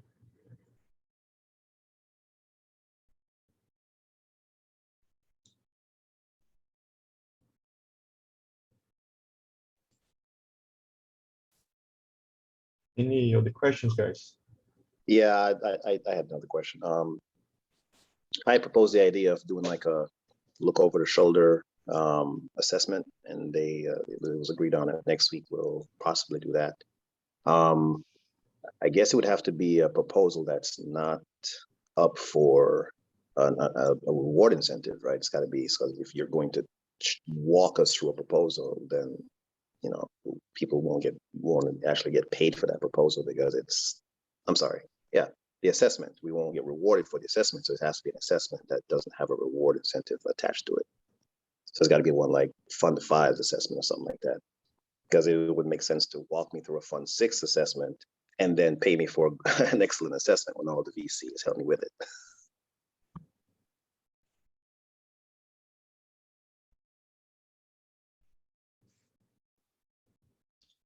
yeah, I think that's very true. Alexandru. Hey, so I was wondering, for a beginner in this space, there might be lots of concepts, lots of ideas that you can't figure out by yourself with just a simple Google search. So I have a question regarding where could we discuss in Discord, I presume, things with VCAs or other experienced people about maybe something looks right in a proposal, but it's actually, cleverly misleading you, stuff like that. Where do we discuss those? Yeah, in some specific cases, you can look for a specialist, try to talk to someone. But among the CAs, we have the Telegram group and Discord server. You can talk to other CAs during the assessment phase and see if there's someone with technical background necessary to properly assess this. Because yeah, sometimes the proposers can try to mask something and try to say that they are able to do something when they are not. But I think that this would happen to the voters as well. So the idea is that we do at least more than what the voters can do. We need to guide the voters, because the main idea of having CAs is that the proposers cannot go through 800 proposals themselves and then choose the best ones. So we are just guiding them, and the CA score is not final. It's not necessarily the truth about the quality of the proposal or the project, but it's the average score that the CAs as some experienced community members can provide. But yeah, about your question specifically, I would look for someone who can provide the more technical background on this. Okay, so do we start, for example, with the proposals channel in Discord, so that we have a general proposals channel, and do we, ask for some help there? Yeah. Would that be a... Yeah, you can. Okay. Yeah, you can just ask out. Someone who has experience with the, I don't know, Plutus or Haskell or something, and talk directly to someone. Yeah, but also I would say it's totally fine. Like I skipped a lot of proposals in my CAing that I just don't understand or don't have the confidence to assess, because it's not just getting the idea for a voter, it's about staying honest and true to the proposer as well, right? I can be maybe unnecessarily harsh to someone because I don't understand what they're doing. So, and there's like 800 proposals in Fund 6. So if you don't have your own proposal in a certain challenge, then you can review any of those 800. So, you know, I mean, everybody is free to do whatever they want. I think someone already mentioned, like, take a challenge that you kind of understand, like, I don't know, distributed decision making, value onboarding, things that are maybe not as highly technical, or if you're a hardcore developer, go into developer ecosystem, something that you kind of understand, you know. And I think there is value in having different opinions, because that kind of moves us into collective swarm intelligence, whatever, you know, philosophical way we want to go. Yep, got it. Thanks.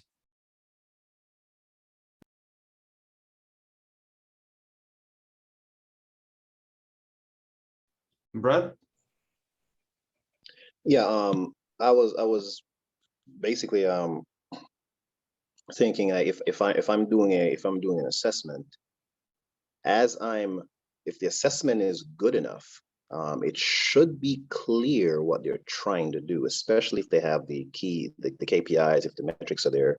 Now, I may not be a developer, I may not understand the metrics, but at that point, I can get help with understanding the metrics. But the proposal, if it's good enough, no matter how complicated they're trying to make it, it should be transparently clear what they're trying to do, right? They should use wording that's still in line with the campaign brief, making sure that it actually aligns with the three topics that we're looking for. If I look for ability to assess, I should be able to see a team of people, and I should be able to see credentials on those team of people. I should be able to go to LinkedIn and possibly look at those guys. Oh yeah, this guy's been in business for the last 15 years. I should be able to do that. You should be able to provide me metrics and KPIs in the feasibility stage. Like there's got to be, or audibility stage, I'm sorry. There's got to be transparency there. I may not understand the actual backend code, but the code should exist. I should have a GitHub link, and I should be able to go to this place and look at, oh, okay, this is actually the code. Well, let me get somebody else. Hey, look at this code here. This is what this guy said this code does. Can you help me with that piece? So I think if there's a good proposal, I think it's going to be fairly clear if you're actually going into it and actually pulling the pieces apart. You should be able to see the steps. Yeah, it does show that if sometimes you don't understand the proposal, and that is what you should supposed to assess. Like you explain, I didn't understand this proposal because of this, and this, and that is a good critical feedback. And maybe if you do it 3 times in an impactful way and with visibility or any kind of like sections based on what did you not understand, I think it has a high chance to get excellent assessment score too. Yeah, but just to take a look on the other side, let's say we're, you know, there's like 10, 11, 12, 13 of us here in this room, and we look at the same proposal. And maybe I'm the person who is more empathic, and I see the faults in a proposal, because it's easy, you know, when you have a great, wonderful proposal in front of yourself, it's very easy to assess. You give 5 stars, you give your rationale why you gave 5 stars, end of story. But most of them are not like that for any reason, right? So I can be like a hardcore critic guy and just say, okay, their milestones are not clear enough. Their, you know, marketing is not great enough. They don't explain this to me well. I'm going to give them 2 stars, right? On the other hand, Victor may be more empathic and say, well, okay, you know, their marketing is not good enough. They don't give clear enough milestones. So he can say, I'm going to give them 3 stars. And I'm going to say, I don't have enough information for this. it would be helpful for me. So he gives more feedback, right? So that's kind of the things that, you know, and we don't know, we don't know the proposers. We don't know the back end of the story. Maybe they are a great team. They just don't know how to present it. Maybe they are scammers. Maybe they are just hardcore programmers who just like to write code and don't bother with this. Maybe it's a great proposal because they are marketing geniuses and there's nothing running in the back end. Like, there's a lot of different perspectives you can take. And that's why it's good to have 15 people giving their own opinion and then averaging that score, right? So that's why I'm kind of, if you know, if you look at my assessment process, that doesn't mean it's correct. It means that it's mine, right? If you look at Victor's, it doesn't mean it's correct. You can just understand his thought process, but it's not to be copied exactly. It's to be critically acknowledged. And, you know, there has to be some kind of, okay, not huge. It would be crazy if I give 1 star and Victor gives 5 stars. Like, there's something wrong there, but it needs to be difference of opinion.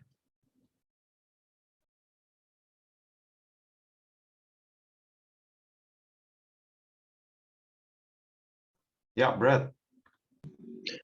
So does that subjectivity come into play during the finalization stage? So okay, and I think this is where I was trying to. There's got to be a way to bridge that gap of subjectivity where your 3 stars is as good as the 2 stars, even though you're not saying the exact same thing, but subjectively it's a good, objectively overall it's a good proposal, right? So the proposal could be a great proposal.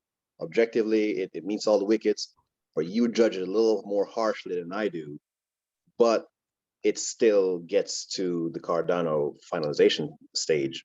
Oh, it will always get to the finalization stage. We're not gonna, it'll always get to the finalization stage, and the voter will see the average of all the stars that everybody gave, right? So we're not the deciding factor here.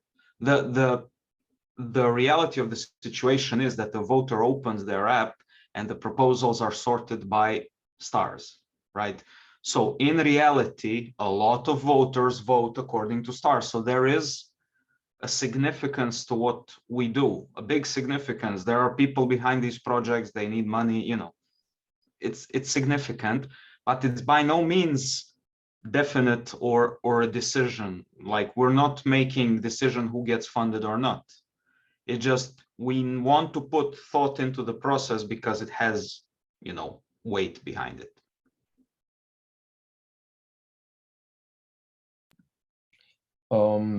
Another question regarding this approach where lots of us are expressing our opinions on the same proposal, and this will add value because, well, there's lots of us and some of us are bound to be right. My question is, are you able to see the other assessments other people make, you know, while the process is ongoing, or are they all hidden? While process is ongoing, they're all hidden. Right. Yeah, that makes sense. And my follow-up question was, as a CA, do you get feedback on the assessments that you make yourself from VCAs? Because I'm wondering how you'll be able to improve yourself.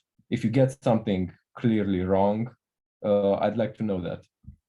If you get something clearly wrong, there is a phase after the assessment phase where proposers flag assessments that they deem unfair.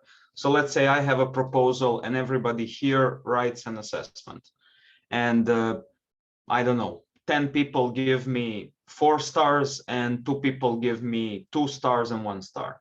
So I flag those 2 people, and because I see in the explanation that they didn't read the proposal, or they were, you know, they were doing it from bad intention or things like that, I flag it. VCAs see the flag, right? And if VCAs decide that the assessment was not, but it needs to be like you know, a difficult breach of, you know, breach of protocol, like you would need to curse or you would need to be extremely, you know, like malintentioned. In that case, your proposal, your assessment gets removed from the whole assessment pool and you're not taken into account, and also you don't get rewards. Yeah, I read about the yellow and the red card system. My curiosity is whether you get constructive feedback yourself on the stuff that you do, or if you're just flagged as having done something wrong. And you know, you'll want to find out what you did if you did it inadvertently. I'm not sure. I don't think there is a mechanism for that, but Victor, maybe, I don't know. Yeah. Currently, the VCAs don't write anything about the assessments. They just select them as excellent, good, or filtered out. But this is something that can be definitely improved, because I've heard a lot of times that CAs want to know if their assessments are good or not, because they want to improve for the next time. But the thing is that it's just a matter of someone within the community stepping up and creating such a system, because the data is there already. For example, the CA tool, the VCA tool, the voter tool were just tools created by the community using data provided by IUG and by Catalyst, and that's it. We just need to maybe wait until someone with time availability showing up to do this. Or you can do it, Alexandru, please. Yeah, if I learn enough development skills soon enough, I hope so. Yeah, great. I realize this is a developing ecosystem, and I definitely think that we'll need a sort of rating system for CAs. I mean, you'll want to know which ones are doing a good job over time and which ones don't. Yeah, thanks. Alexandra, I'd attend your CA university if you were creative, man. Let's see if I do any job at all in the following session. This is my first time. Yeah.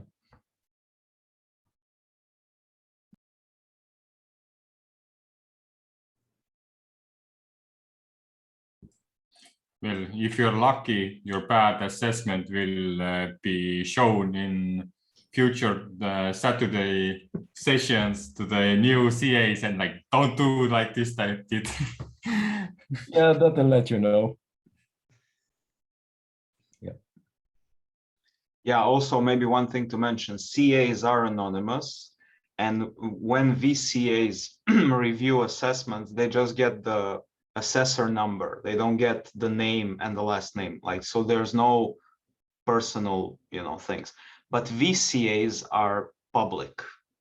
So VCAs have to post their spreadsheet with their markings publicly in the group.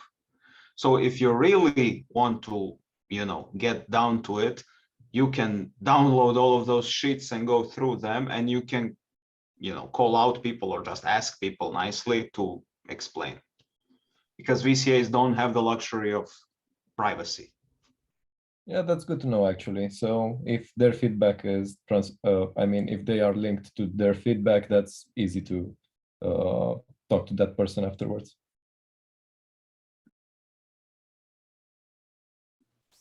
Couldn't the VCA just like, couldn't there be another block on that spreadsheet and just like a short blip as to why the VCA didn't think a particular CA's comment was worthwhile? I mean, there is, if I remember, Victor.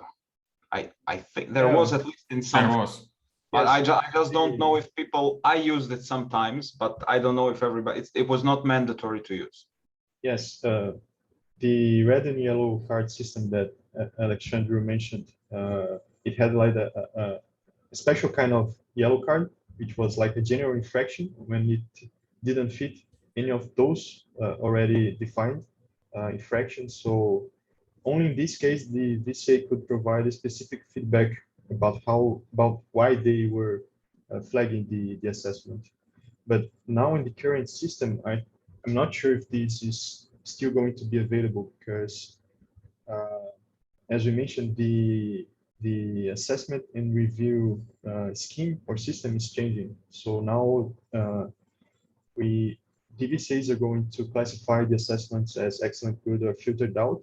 And I think all the yellow cards are going to be included in the filtered out classification. But I'm not sure if the general infraction is still going to be there. This is something that we need to clarify, and we can, when we have an answer, we can provide it in the Telegram and Discord.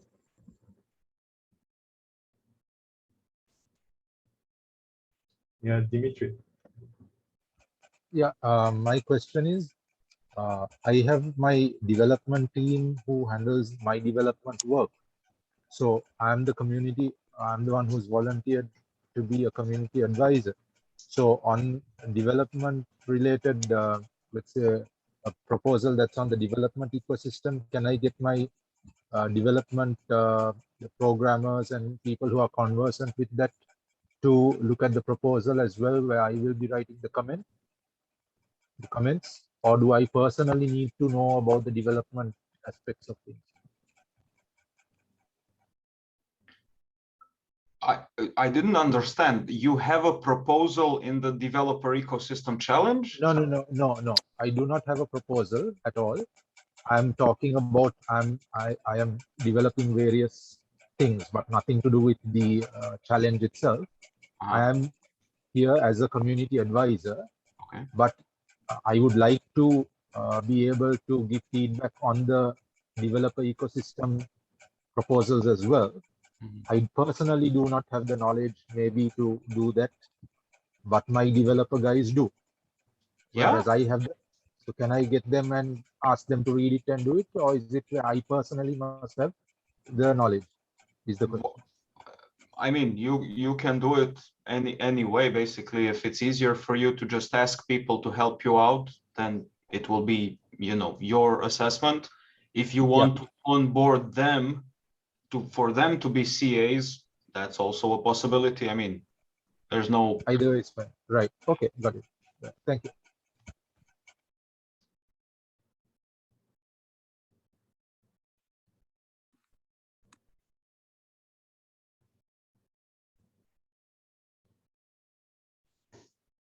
Any other questions, guys? I think we are a little bit over 2 hours now. Long session, but I think it was very helpful for new ones. It's really good to have you all here because, as you said, we really need more CAs. Otherwise, Catalyst is going to collapse.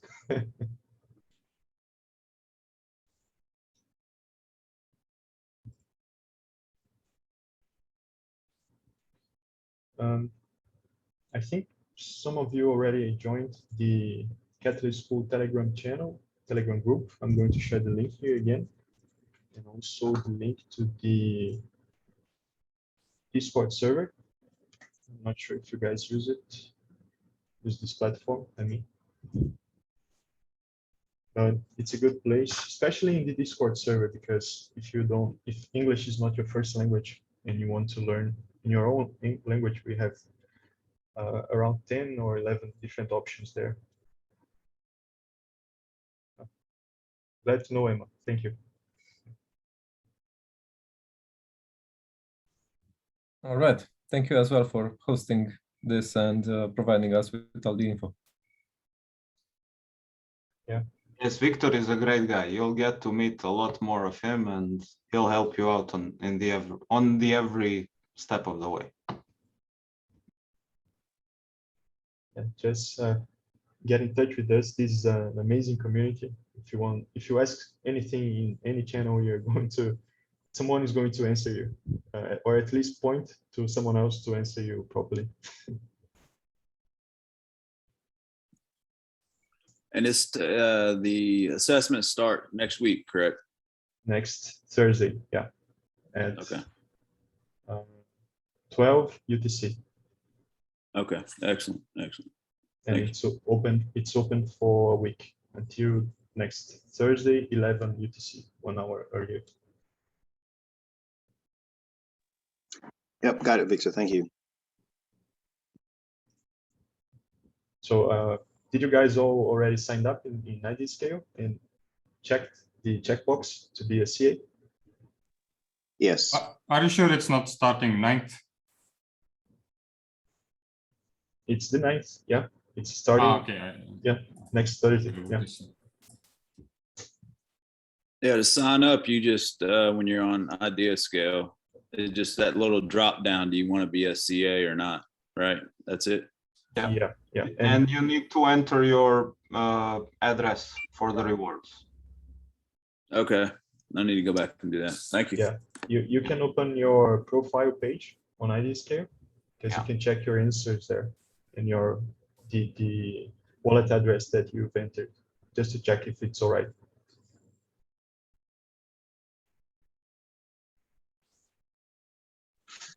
Now mine says private. Is that's okay? Yes. Yeah, it's not publicly available, just for them to distribute the awards. Okay.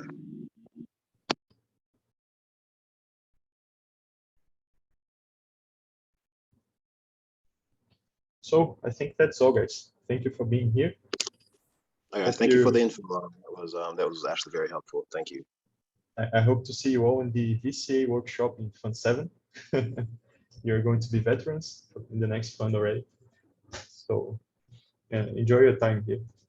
One last question real quick before we go. Fund 6 seems to be open. We can start assessing now, right? No, you can already see the proposals in ID scale there, but they are still being edited by the proposers until the assessment stage starts. So you can, for example, open a proposal there and already assess it and save it in your local machine.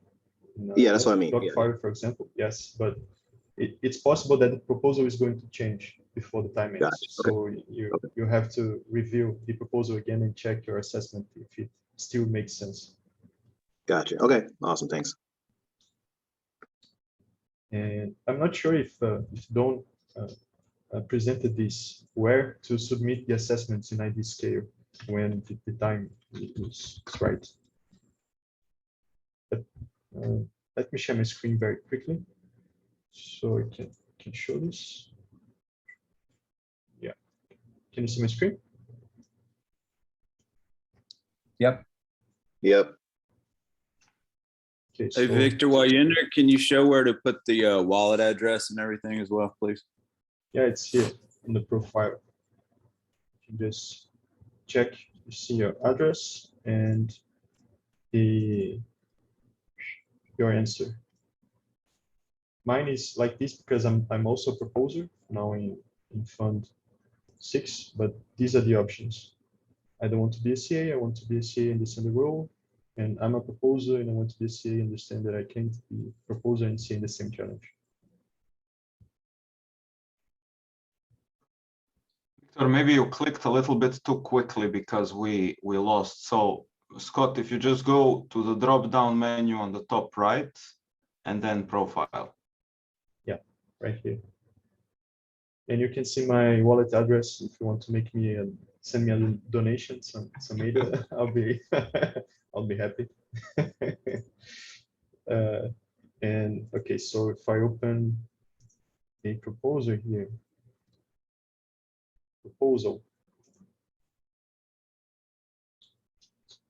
here at the bottom, we have activity. So now it's the finalized stage. But starting next Thursday, there's going to be a assess window here with three boxes, one for impact, second one for feasibility, and a third one for auditability. So if you have your assessment in a Word or a doc file, you can just copy paste here and give your 1 to 5 stars rating for each of the criteria. Also, Victor, I don't know if you or Dominik mentioned it. It's very important that you mark the answers for all 3. So you give stars for all 3 of these questions, and you have the rationale. You have to write something for all 3 statements. If you don't, if you skip something, if you forget something, it will be discarded. You won't get the rewards. It's very important to fill out all three questions. So You have to type out some kind of logic and you have to give a star rating. Yeah. So the idea scale is maybe not the happiest, but just go through one proposal, you finish that one, you move to the next one. I think that's the best way. Yeah, and just as a good practice, double check if your assessment was submitted. You can always reopen the proposal and check if your assessment is still there, because sometimes there are some bugs in ID scale. So after you've spent 1 hour assessing a proposal, it's just 10 seconds to double check if your assessment is still there. And if not, then you can waste another 1 hour. Yeah.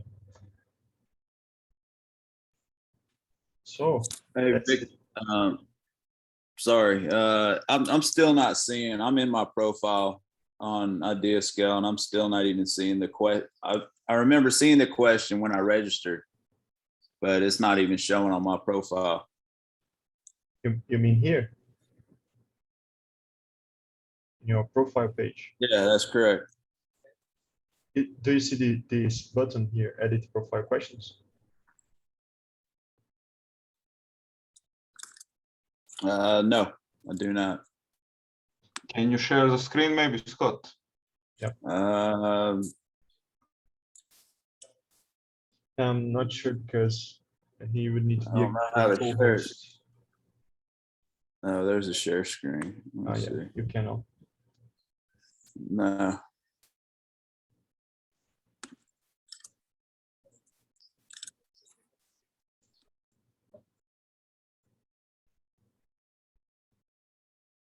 I mean, it seems something we should take it to the Catalyst team if there is no such button for people who are new and we are like trying to reach out, because last fund there was a situation where the people complained that CAs joined just before the CA workshop but had no clue about the process, and maybe that was implemented, but right now we need all we can get. Yeah, that might be the issue. I was on there before, and then I think I deleted my profile because it just seemed like a little above grade for me. And then I registered back on there. So I don't know if they put a time limit or not on becoming a CA. No, it's I'll try to take a screenshot though, and I can take a screenshot and maybe throw the file in the chat or something. Throw it in the Miro board. Copy paste it there. This works. I will link it in. The CA sign-up is going to be open for 2 weeks. This is new. Previously, it closed before the assessment week started, but now it's going to be opened until it ends, 1 day before it ends.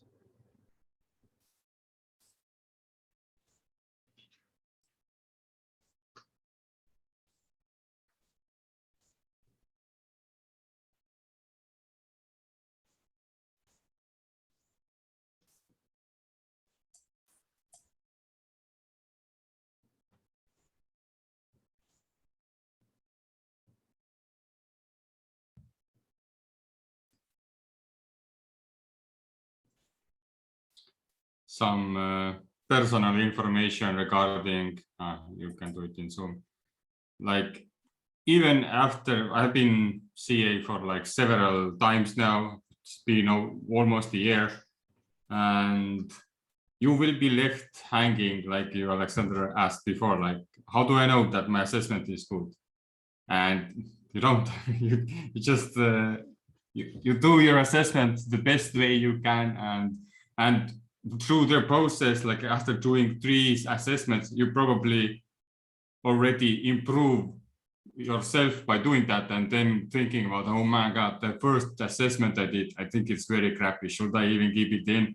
And so I know, like, don't worry too much about double questioning. I think this time it doesn't, you won't lose all your rewards if some of the assessments are bad, and you're only rewarded for the good ones you do. Am I right, Victor? Sorry, I was answering a message here. I didn't hear. I mean, like if you have like 5 excellent assessments somewhere and then 2 very bad assessments what are filtered out, you still get rewards for the excellent ones, right? Yeah. Mm-hmm. Yeah. So this time you don't have to worry that all your assessments are very good. Yes, unless if you submit like a offensive assessment or profanity or something like that. In this case, you're going to be removed from all your assessments. All your assessments are going to be removed, actually. But otherwise, if one of your assessments is filtered out, the other ones are remaining there. You are going to be rewarded. Oh, by the way, Scott, this is not a profile page. Oh, I lost it. You have to maybe Victor can show it again, because you went to actual settings, but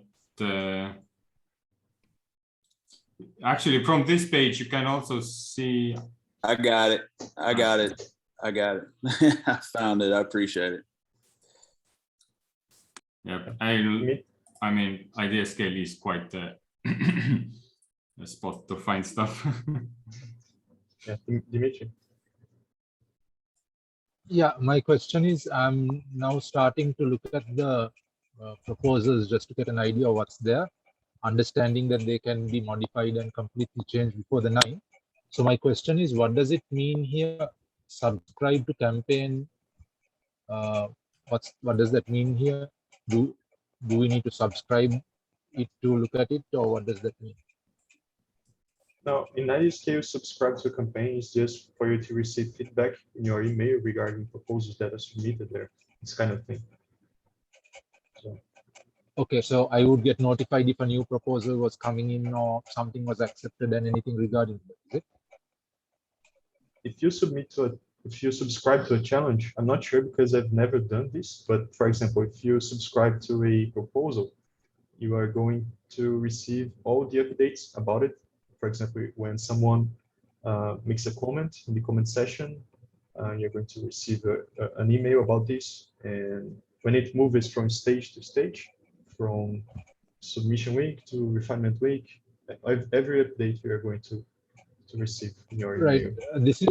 Right. This one I'm referring to the overall. There is a star on the F6 developer ecosystem. It just says subscribe to campaign or unsubscribe from campaign. So I would imagine that has to do with every single proposal that's in that overall section, right? Yes, I would advise you not to subscribe to a campaign because I've never done this, but I imagine it's a huge amount of emails that you are going to receive if you do that. Right. Okay, thanks. I'm not sure. I'm just guessing. Yeah, I used to do that, but back then we had only 50 people and I was able to like these 100 emails a day wasn't that much.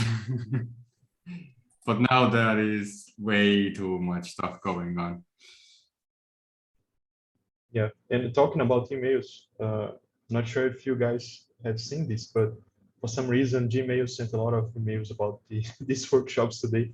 I received, I think, 6 or 7 emails about it. And we're trying to figure out what happened so it doesn't happen again, just to let you know.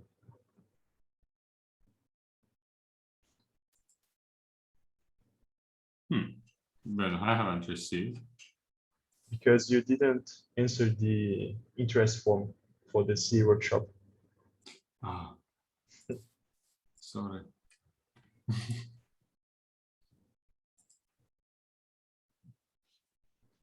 Okay, so yes, Dimitri, your hand is still up. I think it was on the previous question. Ah. Right, Dimitri? Yeah, no, it's not. No, I removed it, that's fine. Yeah, so yeah, again, thank you guys. We have to go now. It was a pleasure. And I hope to see you around. Yep, thank you. See you in the next session. Thank you. Next session, then live assessment. Yeah. Thank Have you a guys. good day, everyone. Have a good day. Bye-bye. Bye. Bye.